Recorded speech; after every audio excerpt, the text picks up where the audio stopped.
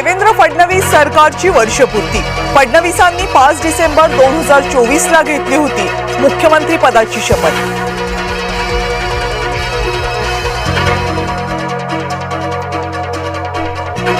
राज्यामधील 65% जनता फडणवीस सरकारच्या पाठीशी। ध्रुव रिसर्च आणि लोकमतच्या राज्यव्यापी सर्वेक्षणातील टक्केवारी समोर।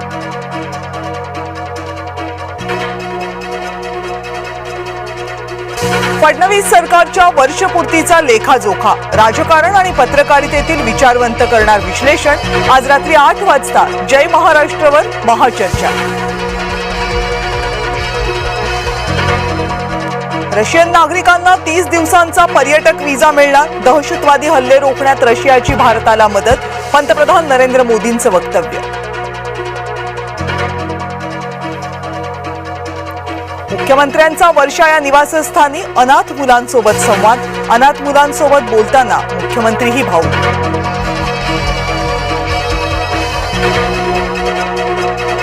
वर्षपूर्तीवरून अंबादास दानवेंचा सरकारला टोला। घपले करण्यास घाबरणार नाही, महाराष्ट्र आता थांबणार नाही, ट्विट करत दानवेंचा घणाघात। वरळीमध्ये कामगार युनियनवरून भाजप आणि ठाकरे गटामध्ये वाद। कामगार संघटनेचा बोर्ड लावण्यावरून वाद। आम्ही कामगारांच्या बाजूने उभे राहणार, भाजपची भूमिका। मतमोजणी 21 डिसेंबरलाच होणार। नागपूर खंडपीठाचा निर्णय सर्वोच्च न्यायालयाकडून कायम।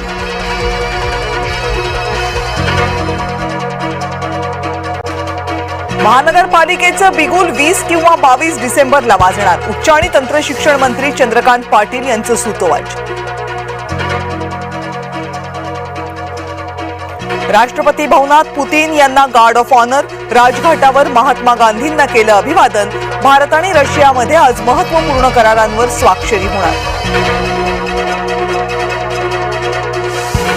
कर्जदारांना आरबीआयचा मोठा दिलासा। व्याजदरात 0.25% कपातीचा निर्णय। रेपो रेट 5.25% खाली। दिल्लीच्या रामलीला मैदानावर मवियाचं आंदोलन। 14 डिसेंबरला होणाऱ्या आंदोलनाचं उद्धव ठाकरेंना निमंत्रण। उद्धव ठाकरे दिल्लीला जाणार, सूत्रांची माहिती।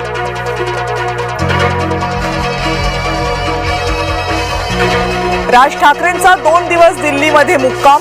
मिताली ठाकरेंच्या भावाच्या लग्नाचं कारण, काही राजकीय भेटीगाठीही होण्याचा अंदाज।